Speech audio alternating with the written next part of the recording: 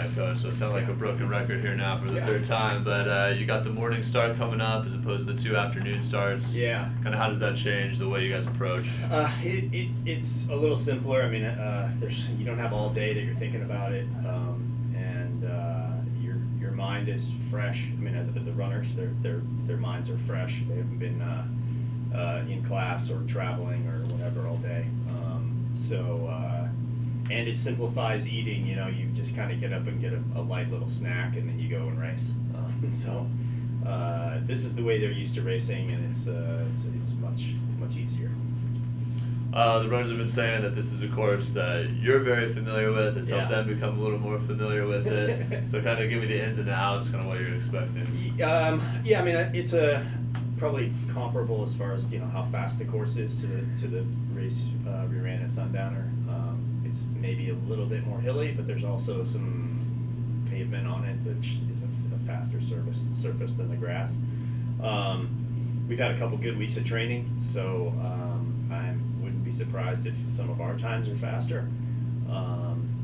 This will be a lighter week training-wise, just so that we're not too tired going into it, and just because we've had a couple of really pretty heavy weeks, and we're ready for that. Yeah. And Rose said it's a little bit of a shorter course than what you guys have run. For the right? ladies, yeah. The ladies are running a 5K, which is the freshmen will be excited about that because it's what they ran in high school, and they're maybe more familiar with that distance, as opposed to a 6K. For the men, it's still an 8K. Does that change the race plan at all? Or? It gives them an opportunity to be maybe a little bit more aggressive. I kind of use it a little bit as a trick and get them to be a little more aggressive in this race, and then tell them to race the same way when we go back to 6K. And the men have the ranking behind them. Elliot said that he thinks about it a little bit. That it makes him want to perform a little bit better. How do you kind of have your guys cope with that? And you talk about that? I think for all of them, it's just kind of feeds to the energy of the whole season, and they coming from not being ranked and then being ranked, and I think that's gonna build it's just building the momentum and the excitement for the season. It's like, okay, what we're doing is having an impact and people are noticing, and so that has to be motivating. Thank you. Yeah. Coach, I just have one question. The passing of Jim Hunt, a big loss to the HSU community, a big loss to the North Coast. I talked to Elliot, and he said that you guys are trying to remember him with a good year. But what was your reaction and how you addressed the team? I saw Jim this summer, and I've been keeping in touch with he and the family throughout. So I kind of was following the process and knew it was expected, and so it wasn't a surprise. He's 93 years old, so at that point.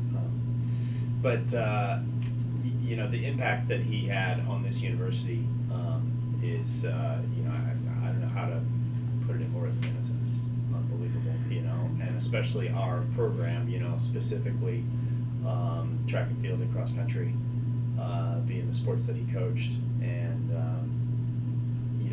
his impact on me personally has been very strong. I mean, he's always been a super supportive person in my life, even though he was never directly my coach. He's been just sort of part of the close running family for me since college, really. He was at Davis by then, but for me coming here, a big part of it was having seen what he had done, having seen the success that the program had both under Dave Wells, but also, but also especially, Coach Hunt. I mean, even when he was at Davis, I thought of him as the humble coach, the old humble coach.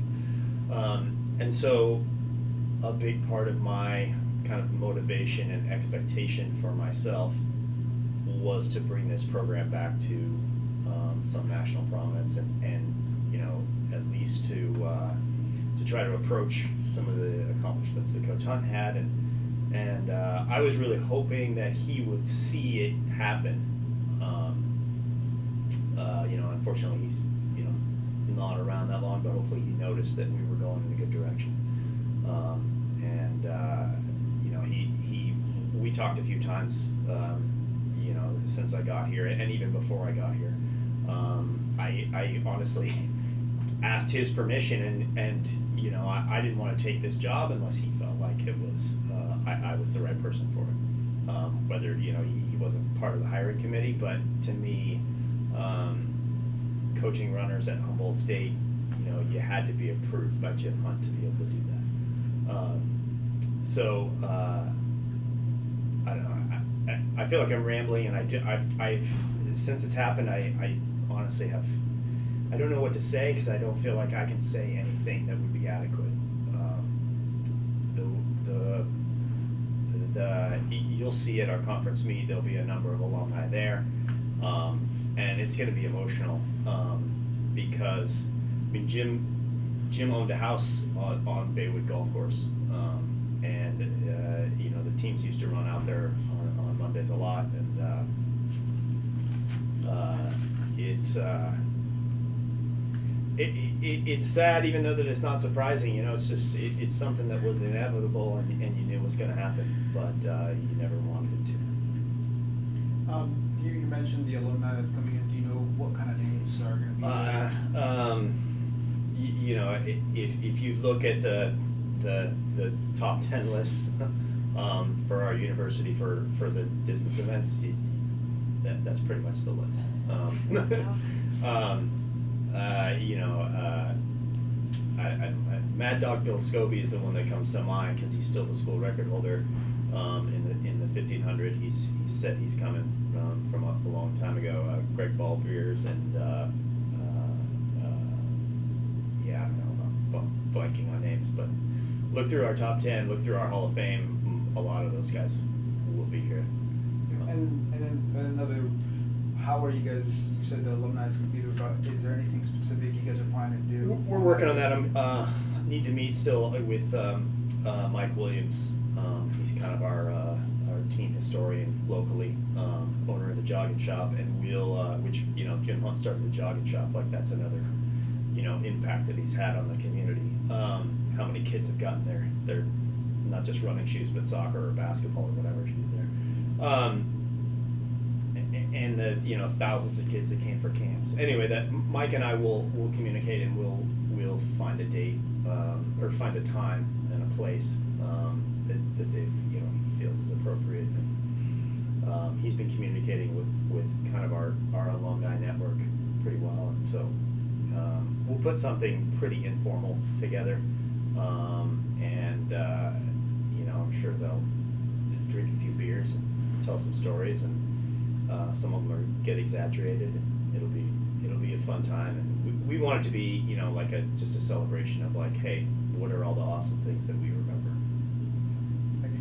Yeah.